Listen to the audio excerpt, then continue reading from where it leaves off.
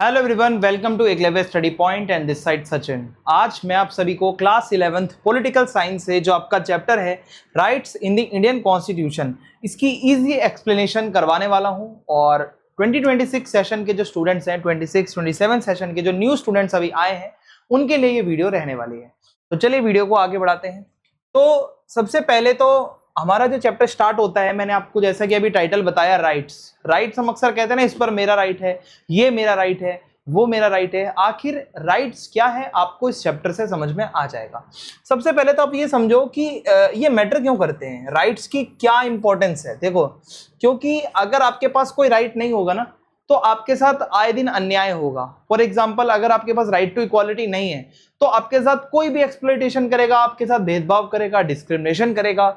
और अगर आपको फ्रीडम चाहिए, आपको चाहिए कि भाई आपके साथ अच्छा ट्रीटमेंट हो, आप डिग्निटी के साथ रह पाओ, तो बहुत जरूरी है कि आपके पास कुछ राइट्स हो जो कि आपका देश का जो कॉन्स्टिट्यूशन है वो आपको देता है।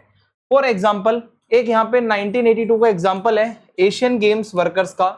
प्रॉब्लम क्या थी, जो पुअर वर्कर्स थे, गरीब, उनको हायर किया गया था कंस्ट्रक्शन के लिए। भाई उनको काम वगैरह वहां पे करना था, ठीक है, और उनको जो दिहाड़ी मिलनी चाहिए उससे भी कम दिहाड़ी में उनसे वहां पे काम करवाया गया।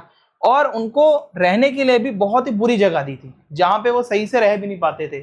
अब ऐसे में कुछ लीगल एक्शंस लिए गए, ठीक है, और आर्ग्यूमेंट्स हुई कि भाई जो मिनिमम वेज के नीचे आप दोगे तो ये गलत है। मिनिमम जो दिहाड़ी एक किसी की होती है वो उसको मिलनी चाहिए।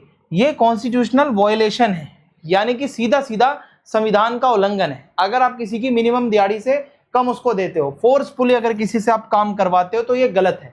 तो इसके बाद इसका रिजल्ट ये हुआ कि वर्कर्स को उनकी पूरी दिहाड़ी मिलने लगी, और कोर्ट ने भी ऑर्डर दिया कि भाई प्रॉपर वेजेस सबको मिलने चाहिए, ठीक है, जो प्रॉपर दिहाड़ी है वो सबको मिलनी चाहिए, ऐसा गवर्नमेंट का ऑर्डर आया। अब एक और केस स्टडी है हमारे सामने, martial लोलोंग 54 years without trial.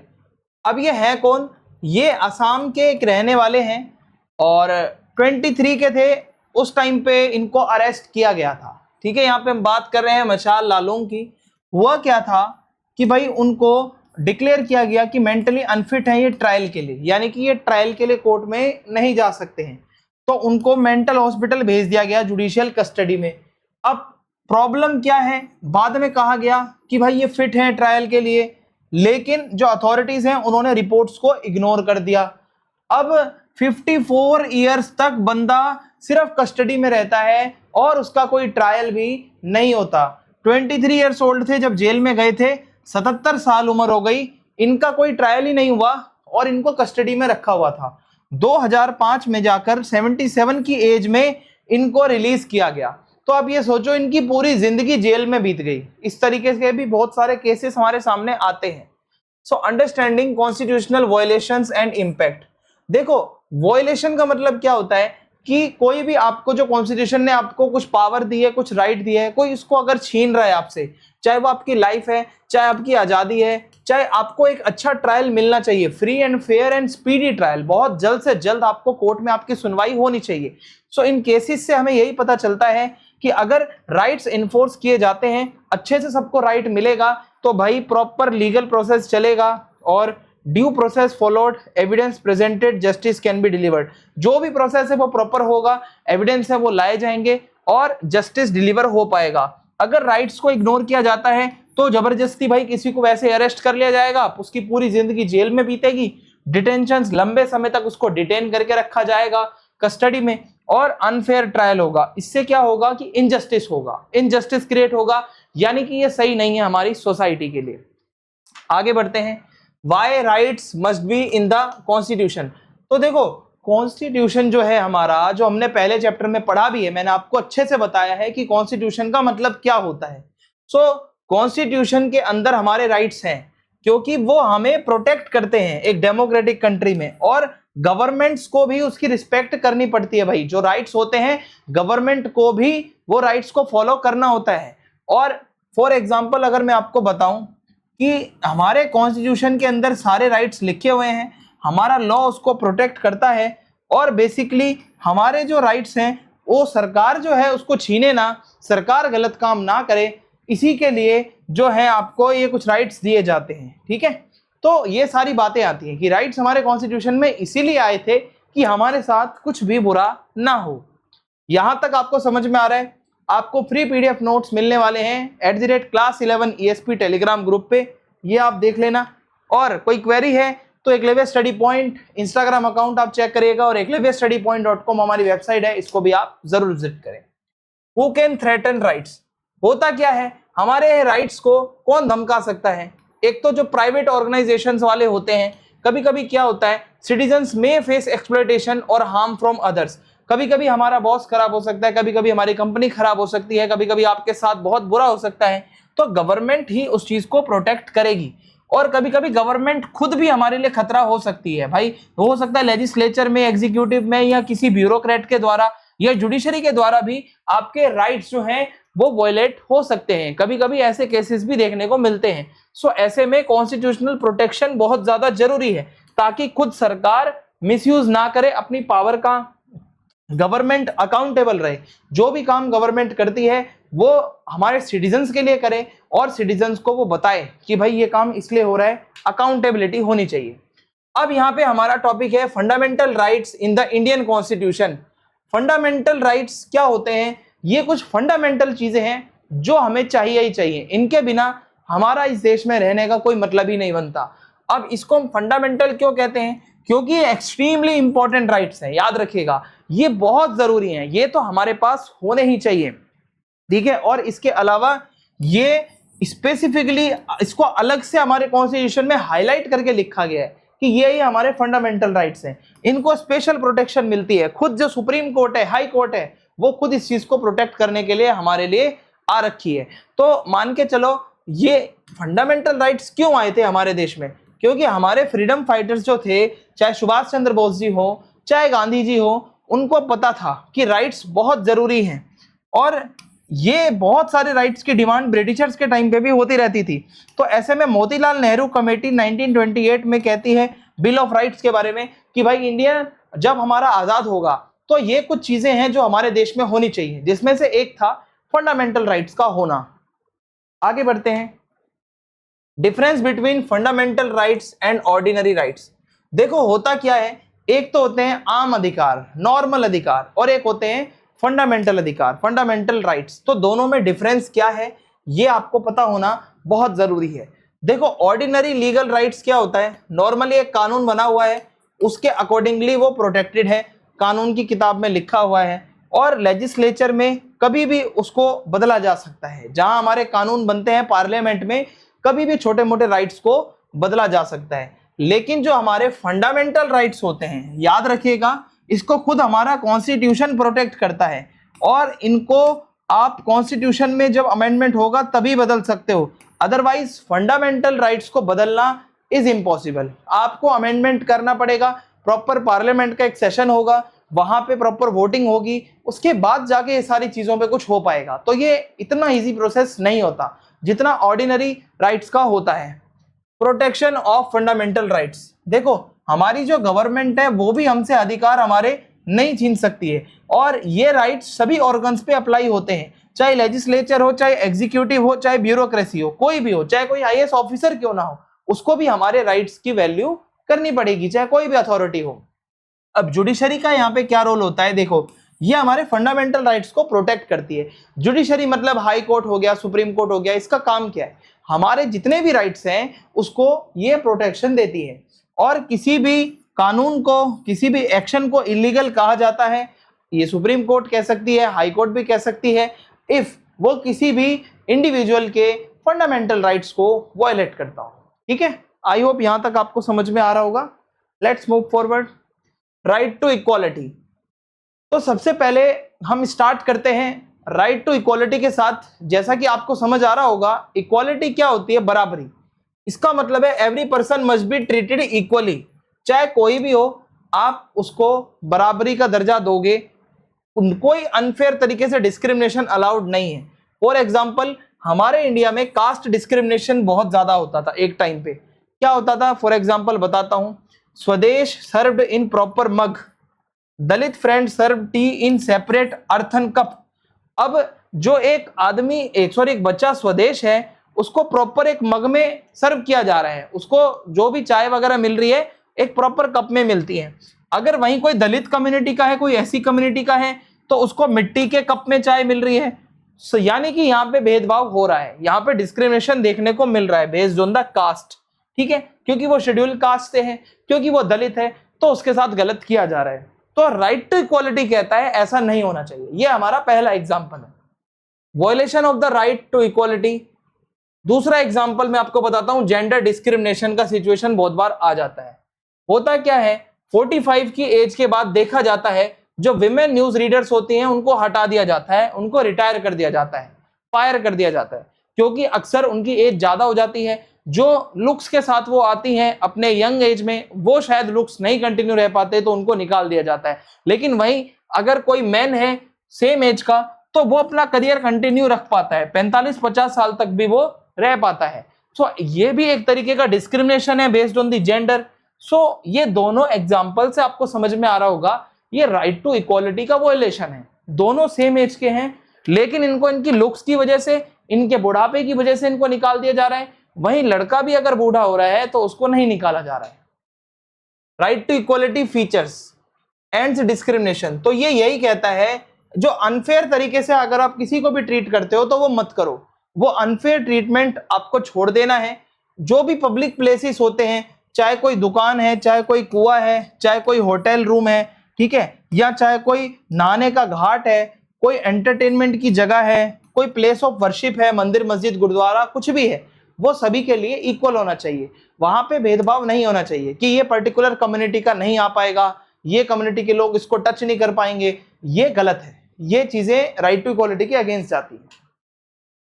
Constitutional rights to equality in India, तो हमारे में यही कहा जाता है कि रिलीजन के बेसिस पे किसी की कम्युनिटी की race, caste, sex, place of birth, कोई मेल है फीमेल है कहीं से भी है, उसके साथ भेदभाव नहीं होगा। हमारे यहाँ पे ये 5 चीजें देखी जाती हैं। और पब्लिक एम्प्लॉयमेंट यानी सरकारी नौकरी में सभी को इक्वल माना जाएगा, गवर्नमेंट जॉब्स में सभी को इक्वल देखा जाएगा। ऐसा नहीं है सरकार सिर्फ कुछ कम्युनिटी के लोगों को जॉब देगी, कुछ को नहीं देगी।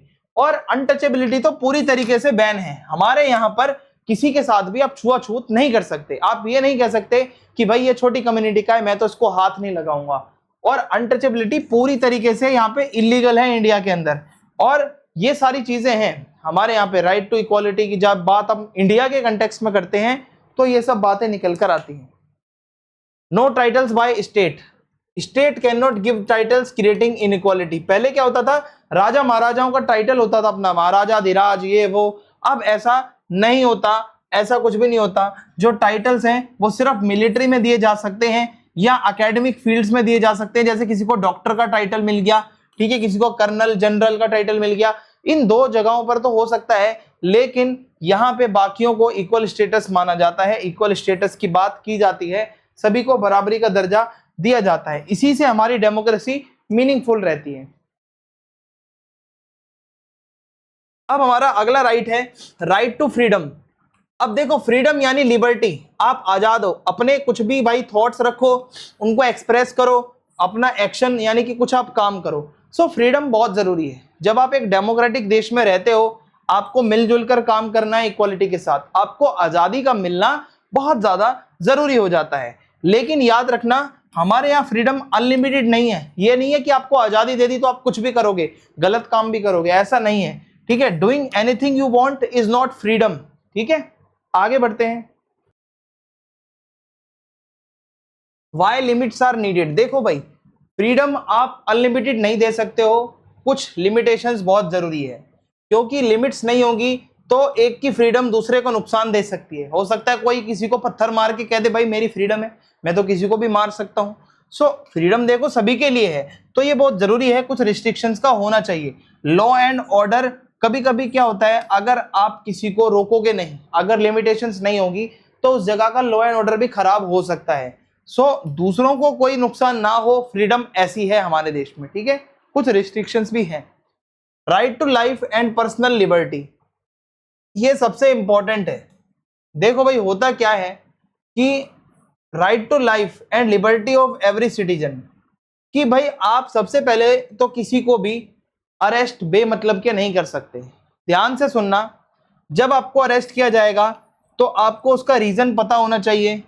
जब आप अरेस्ट हो चुके हो तो आप अपना लॉयर खुद चुन सकते हो और मजिस्ट्रेट के सामने 24 घंटे के अंदर अंदर पहले आप जा सकते हो अपने बात को रखने। मजिस्ट्रेट क्या करता है, चेक करता है कि जो अरेस्ट हुआ है, जो गिरफ्तारी हुई है, वो सही है या गलत है। ये आपका अधिकार है इतना। कोई पुलिस वाला आपको 4 दिन तक नहीं बिठा के रख सकता चौकी के अंदर बंद करके। Expanded meaning bye supreme court.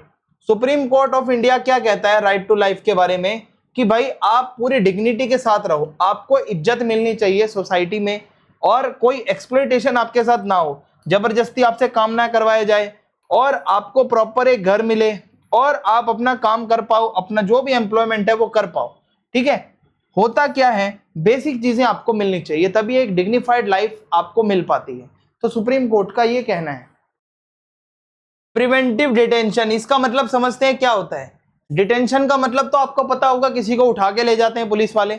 So arresting a person before actual crime, किसी ने कोई क्राइम किया नहीं है पर हमें शक है कि वो क्राइम कर सकता है, तो इसको प्रिवेंटिव डिटेंशन कहा जाता है। सस्पिशन हो सकता है वहां पे, लॉ एंड ऑर्डर के लिए, नेशनल सिक्योरिटी के लिए, पब्लिक पीस के लिए, अगर कोई खतरा है, कोई थ्रेट है तो उस इंसान को अरेस्ट किया जा सकता है।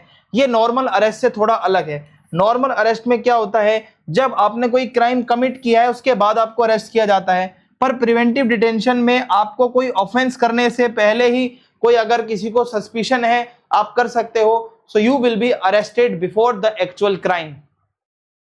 आगे बढ़ते हैं। प्रिवेंटिव डिटेंशन की एस्पेक्ट्स। होता क्या है, can detain for maximum 3 months initially if you are arrested as per preventive detention, then आप मतलब मैक्सिमम 3 months तक आपको रखा जाएगा और 3 महीने के बाद जो केस है वो एडवाइजरी बोर्ड के पास चला जाता है। ठीक है, सीधा सीधा रिव्यू के लिए। अब गवर्नमेंट इसको अक्सर यूज करती है ताकि कोई एंटी सोशल एक्टिविटी अगर करता है या करने की सोच रहा है तो वो ऐसा ना करे। प्रॉब्लम क्या है, कभी कभी कोई सरकार इसको मिसयूज भी कर सकती है, कभी कभी किसी को अनफेयर तरीके से भी टारगेट्स बनाया जा सकता है। सो कभी कभी यही है कि भाई कभी राइट टू लाइफ और पर्सनल लिबर्टी के बीच ये आ जाता है कि कोई आराम से जी रहा है पर प्रिवेंटिव डिटेंशन में आप उसको उठा कर ले गए, तो this is not good. Other freedoms under right to freedom. इसके अलावा कौन कौन सी फ्रीडम है जो आपको मिली है। एक तो स्पीच एंड एक्सप्रेशन, आप अपनी बात को बोलो, अपनी बात को एक्सप्रेस करो। असेंबली, यानी कि आप असेंबल हो सकते हो, मिलजुल सकते हो। मूवमेंट, आप जहां चाहो वहां जा सकते हो। एसोसिएशन, आप जब मर्जी अपनी यूनियन एसोसिएशन बना सकते हो।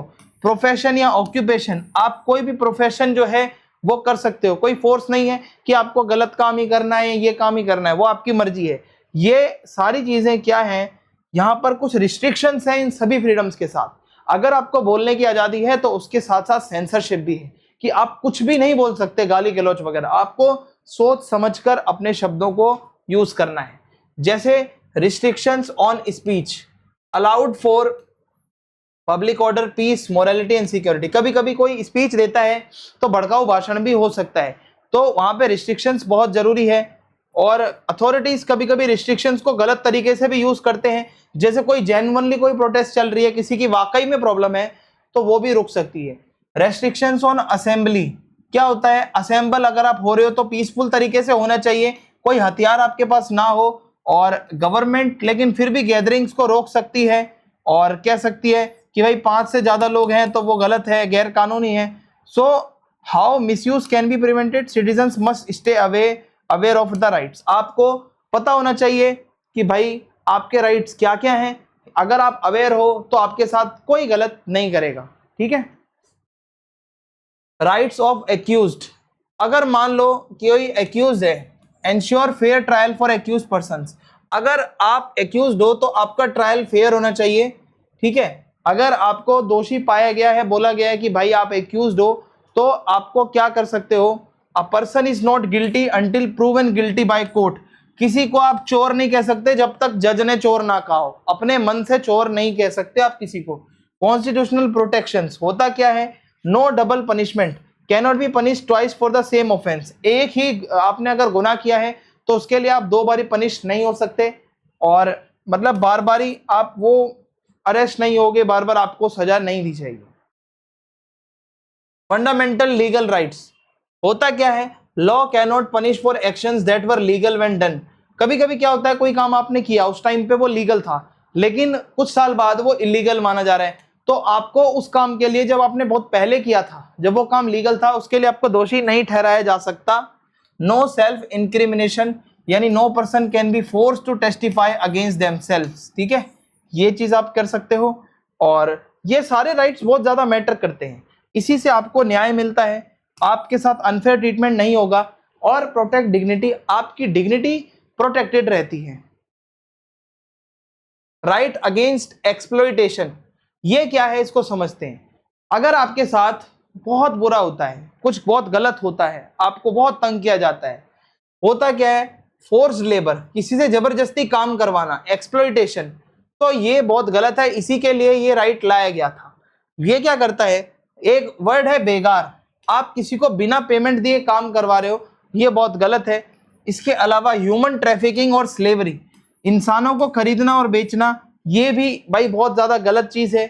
बॉन्डेड लेबर, भाई किसी को आपने कर्ज दिया और कर्ज से ज्यादा आप उससे काम करवा रहे हो, ये बहुत ज्यादा होता है। ईंट की भट्टी वगैरह बनाने के जो वो होते हैं ना बड़े बड़े कुतुब मीनार से, वहां पे ऐसा ही होता है कि उनको उधार देकर फिर उनसे बहुत काम करवाया जाता है। ये राइट्स आपके जो एक्सप्लॉइटेशन वाले हैं उसको इससे बचाएंगे, जो आपको फंडामेंटल राइट्स मिले हुए हैं।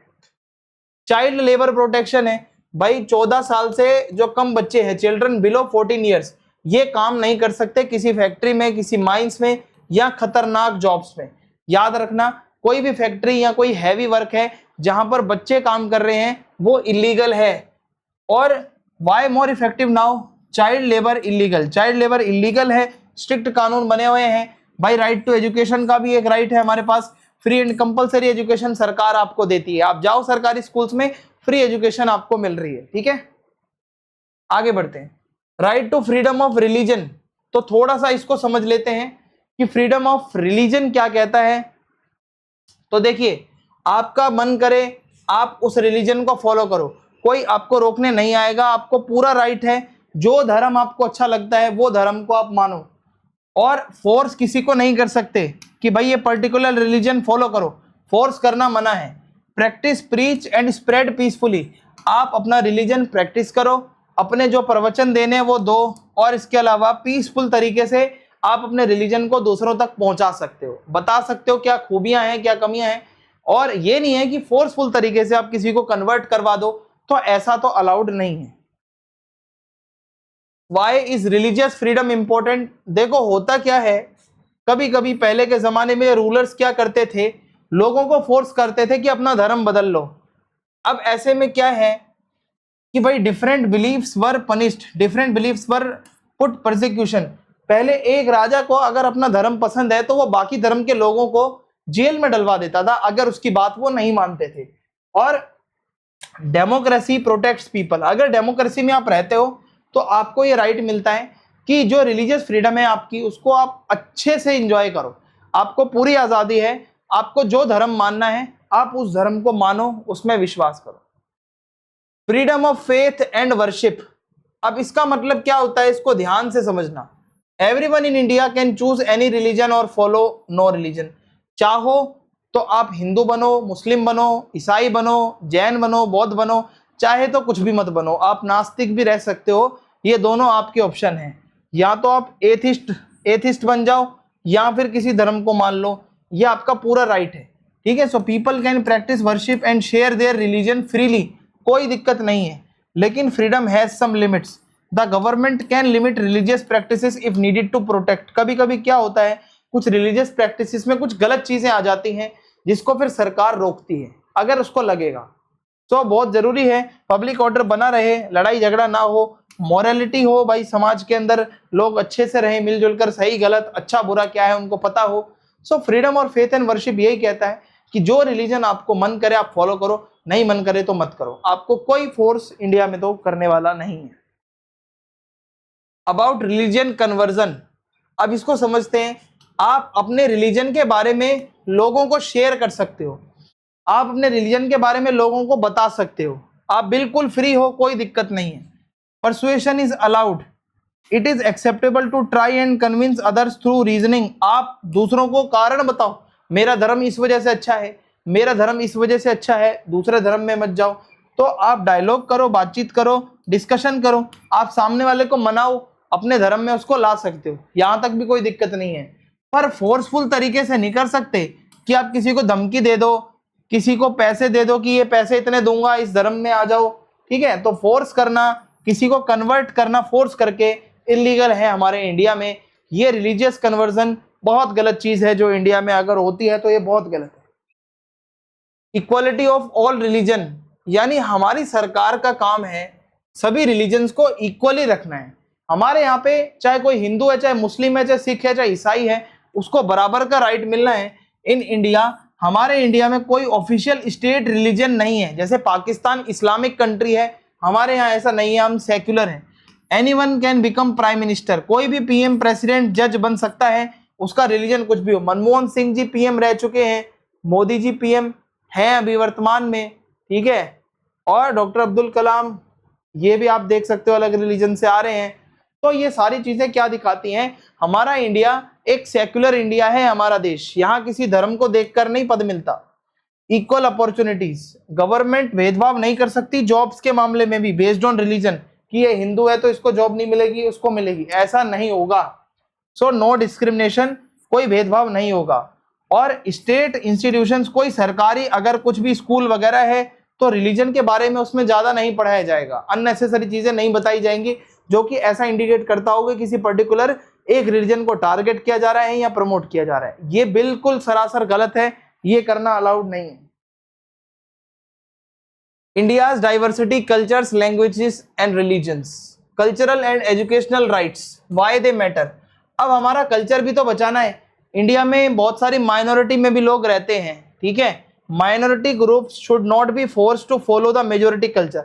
आपका कल्चर अलग है, हम जो हिंदी बोल रहे हैं, इंग्लिश बोल रहे हैं, ये मेजोरिटी लोग बोलते हैं, पर इन लोगों की अपनी भाषा है, इनका अपना खान पान और कल्चर है, हम इनको फोर्स नहीं कर सकते। सो माइनॉरिटीज के लोगों के पास भी राइट्स हैं, वो अपनी लैंग्वेज को प्रिजर्व करें, अपनी स्क्रिप्ट जो जिस तरीके से वो लिखते हैं उसको भी प्रिजर्व करके रख सकते हैं। जो रिलीजियस माइनॉरिटीज हैं या लिंग्विस्टिक माइनॉरिटीज हैं, कि कोई किसी धर्म के लोग कम रहते हैं या फिर कोई भाषा को कम बोलने वाले लोग हैं, तो वो माइनॉरिटी में आते हैं और उनको पूरा राइट है कि वो अपनी उस चीज को प्रोटेक्ट कर सकते हैं without any problem. Educational rights in India, protecting diversity. Educational rights का मतलब है जो माइनॉरिटीज के लोग हैं वो अपने खुद के एजुकेशनल इंस्टीट्यूशंस खोल सकते हैं। मान लो माइनॉरिटी में क्रिश्चियन आता है, तो एक क्रिश्चियन अपना खुद का कॉलेज स्कूल खोल सकता है, एक मुस्लिम है तो वो अपना खुद का कॉलेज स्कूल खोल सकता है, उसको कोई नहीं रोकेगा। जहां पर वो अपनी जो ट्रेडिशनल नॉलेज है, कल्चरल हेरिटेज है, उसको प्रिजर्व कर पाएगा। गवर्नमेंट की ड्यूटी क्या है? Non discrimination in aid. The government can not discriminate while giving financial aid to minority run institutions. जैसे सरकार सबको पैसे देती है, सब इंस्टीट्यूशंस को, इन माइनॉरिटी वालों को भी देना पड़ता है, इनके साथ भेदभाव नहीं कर सकते। तो इससे क्या है, एक इक्वालिटी रहेगी जो कि हमें देखने को मिल भी रही है। तो हमारे यहाँ डाइवर्सिटी को बहुत अच्छी तरीके से प्रोटेक्ट किया जाता है इन द इंडिया। ओके, तो डाइवर्सिटी भी है पर उसमें यूनिटी भी हम बना के रखते हैं। राइट टू कॉन्स्टिट्यूशनल रेमेडीज, देखो भाई, एक हमारा राइट है, यानी कि इसको कहा जाता है कि जो डॉक्टर भीमराव अंबेडकर जी थे वो कहते हैं heart and soul of the Indian constitution, यानी कि ये एक ऐसा राइट है जो हमारे कॉन्स्टिट्यूशन का दिल है, हमारे कॉन्स्टिट्यूशन की सोल है। इसी की वजह से हमारा कॉन्स्टिट्यूशन के अंदर के फंडामेंटल राइट्स की वैल्यू है। होता क्या है, फंडामेंटल राइट्स तभी यूजफुल हैं जब आप उनको अच्छे से प्रोटेक्ट और एनफोर्स कर रहे हो, अदरवाइज सिर्फ लिख देने से तो कुछ नहीं होता। अगर आपका कोई भी फंडामेंटल राइट वायलेट होता है, एक सिटीजन कोर्ट जा सकता है। देखो, यही इस राइट का मीनिंग है कि अगर आपके साथ कुछ भी बुरा होता है, आपका कोई राइट है जिसको कोई छीन रहा है, तो आप सीधा supreme court, high court, lower court जो भी है आप वहां पर जा सकते हो। होगा क्या, कोर्ट के पास कुछ पावर्स होती हैं। Courts can order the government to restore the rights. ये कोर्ट फिर सरकार को फटकार लगाएगी, सरकार को ऑर्डर देगी कि भाई लोगों को राइट्स दो उनके। So they can issue directions and orders, पूरे ऑर्डर दे सकती है एक सुप्रीम कोर्ट या हाई कोर्ट कि भाई सरकार, गवर्नमेंट, ये काम ऐसे ऐसे इसके साथ गलत हो रहा है, इसको ठीक करो। ओके, अब ये क्या क्या ऑर्डर्स होते हैं वन बाय वन मैं आपको आगे बताता हूं। स्टेप बाय स्टेप आपको समझ में आ जाएगा कि ये कोर्ट्स जो हैं ये किस तरीके के ऑर्डर्स देती हैं। Writs under right to constitutional remedies, होता क्या है, ये कुछ ऑर्डर हैं, ये स्पेशल ऑर्डर हैं। जब हमारे फंडामेंटल राइट्स को कोई छीनता है तो ये स्पेशल ऑर्डर सीधा कोर्ट्स की तरफ से आते हैं। सबसे पहला है हबीस कॉर्पस, यानी कि प्रोड्यूस द बॉडी। होता क्या है कि जो कोर्ट है वो ऑर्डर करती है जिस बंदे को तुमने अरेस्ट किया है उसको हमारे सामने लेकर आओ। ये नहीं है कि आप उसको मनमाने तरीके से 10-10 दिन तक अपनी जेल में रखोगे, हमारे सामने लेकर आओ। दूसरा ऑर्डर है मैंडमस, यानी कि हम कमांड करते हैं एक पब्लिक ऑफिशियल को कि अपनी लीगल ड्यूटी सही से करो। अगर आप सही से नहीं कर रहे हो, कोई सरकारी कर्मचारी अपना काम सही से नहीं कर रहा, तो उसको कोर्ट का ऑर्डर आ सकता है। प्रोहाइबिशन, यानी कि ऊपर की कोई हायर कोर्ट जो है वो लोअर कोर्ट को ऑर्डर देगी कि भाई आप अपने से एक्स्ट्रा काम मत करो। मान लो सुप्रीम कोर्ट हाई कोर्ट को कह सकती है कि आप जो काम कर रहे हो ना वो मेरे उसमें आता है, आप उसको मत करो, उसको रोक दो वहीं पे। तो ये आपका प्रोहिबिशन के अंदर आ जाएगा। फिर है आपका को वारंटो, इसका मतलब है बाय व्हाट अथॉरिटी, यानी कि भाई किसी से आप पूछ सकते हो, कोई सरकारी पद पर है तो वो किस अथॉरिटी से है। ऐसा होता है ना कभी कभी कि वो इलीगल तरीके से भी पद पे आ जाता है, तो ऐसा ना हो इसके लिए को वारंटो होता है। फिर आता है सर्टेररी। सर्टेररी क्या होता है, higher court transfers reviews a case from lower court, कि भाई कोई छोटी कोर्ट में केस चल रहा है तो ऊपर वाली कोर्ट उसको ट्रांसफर करके अपने पास बुला सकती है या उसको रिव्यू कर सकती है अपने उसको जो भी है उसने दिया है। ये क्या है कि जब लोअर कोर्ट सही से काम नहीं करती है, इलीगल तरीके से काम करती है, तो ऊपर की कोर्ट्स उस चीज को या तो ट्रांसफर कर देगी या उसको रिव्यू करती है और बताती है कि भाई क्या गलती हो रही है।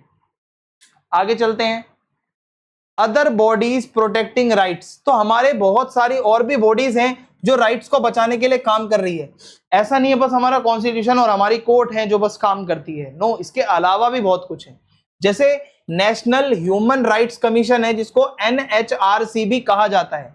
तो नेशनल ह्यूमन राइट्स कमीशन क्या करता है, ये इन्वेस्टिगेशन करता है। अगर किसी का राइट वॉयलेट हुआ है तो इसको ये प्रॉपर इन्वेस्टिगेशन करके बताएगा और हमारे सिविल और पॉलिटिकल राइट्स को ये प्रोटेक्ट करेगा, लोगों में अवेयरनेस लाएगा कि भाई कोई अगर गलत कर रहा है तो इस तरीके से वो गलत होता है, ठीक है। और जो लोग जेल में बंद हैं ये उनसे भी मिलने जाते हैं कि भाई आपके साथ कुछ गलत तो नहीं हो रहा है यहाँ पे। फिर आता है national commission for women, NCW भी इसको कहा जाता है। ये विमेन राइट्स को बचाने के लिए बनाई गई एक बॉडी है। ये क्या करती है, कानूनों को और इन सब चीज़ों को रिव्यू करती है, इन्वेस्टिगेशन करती है। अगर कोई कंप्लेंट आती है, कोई लड़कियों के साथ भेदभाव हो रहा है, कहीं डिस्क्रिमिनेशन हो रहा है, तो ये वहां पर काम करते हैं। नेशनल कमीशन फॉर माइनॉरिटीज हैं NCM, ये क्या करते हैं, माइनॉरिटीज के लिए काम करते हैं और उनकी प्रोग्रेस हो, उनका डेवलपमेंट हो, इनकी जो भी कंप्लेंट आ रही है माइनॉरिटीज की तरफ से उसको स्टडी करते हैं और हार्मनी को प्रमोट करते हैं कि भाईचारा बना रहे, ठीक है। फिर है national commission for scheduled caste, ठीक है। ये क्या है, अगर कोई ऐसी कम्युनिटी से आता है, शेड्यूल्ड कास्ट है, दलित है, और उसके साथ बहुत अत्याचार होता है, कुछ बहुत गलत होता है, तो उसके लिए national commission for scheduled caste बनाया गया था। और मेनली ये यही काम करता है कि वेलफेयर स्कीम्स जो आती हैं SC कम्युनिटी के लिए उसको रिव्यू करना सही है या नहीं है, सोशो इकोनॉमिक डेवलपमेंट किस तरीके से हो सकता है शेड्यूल कास्ट का, ये काम इसका मेजरली रहता है। अब यहाँ पे हमारा अगला टॉपिक है directive principles of state policy, जिसको DPSP भी कहा जाता है। DPSP क्या होता है इसको ध्यान से समझ लेना। अगर राइट समझ में आ गया है तो लास्ट टॉपिक हमारा DPSP का है, बहुत अच्छे से समझ में आ जाएगा। होता क्या है, ये कुछ गाइडलाइंस होती हैं, ठीक है, गिवन इन द कॉन्स्टिट्यूशन, हमारे संविधान में लिखी होती हैं, फॉर द गवर्नमेंट, सरकार के लिए, to follow while making policies. मान लो कोई भी सरकार कोई पॉलिसी अपने स्टेट के लिए बनाती है तो वो कुछ गाइडलाइंस है जो कॉन्स्टिट्यूशन से पढ़ सकती हैं। और इसका मेनली एम क्या होता है कि इक्वालिटी रहे उस स्टेट में, सरकार वेलफेयर के लिए काम करे, लोगों को जस्टिस मिले। मेनली एम यही होता है, justice for all citizens, equality promote हो और वेलफेयर। यानी कि कुछ गाइडलाइंस है वो पढ़नी होती है पॉलिसी बनाते टाइम। अब आपकी ये मर्जी है, ऑप्शनल है, याद रखना। सबसे बड़ा फर्क क्या है डीपीएसपी में और फंडामेंटल राइट्स में? फंडामेंटल राइट्स तो गारंटी है, जो आपको कॉन्स्टिट्यूशन दे रहा है वो चीज तो आपको मिलनी है। डीपीएसपी एक गाइडलाइंस होती हैं। इनको क्यों ऐड किया गया था? देखो, आजादी के बाद इंडिया में बहुत सी प्रॉब्लम्स थी।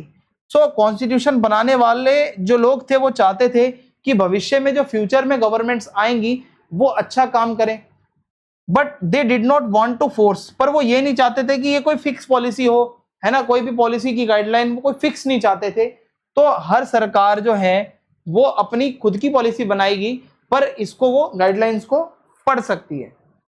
अब देखो होता क्या है, जो डीपीएसपी होते हैं वो नॉन जस्टिसेबल है नेचर में, यानी कि लीगली इन्फोर्सेबल नहीं है।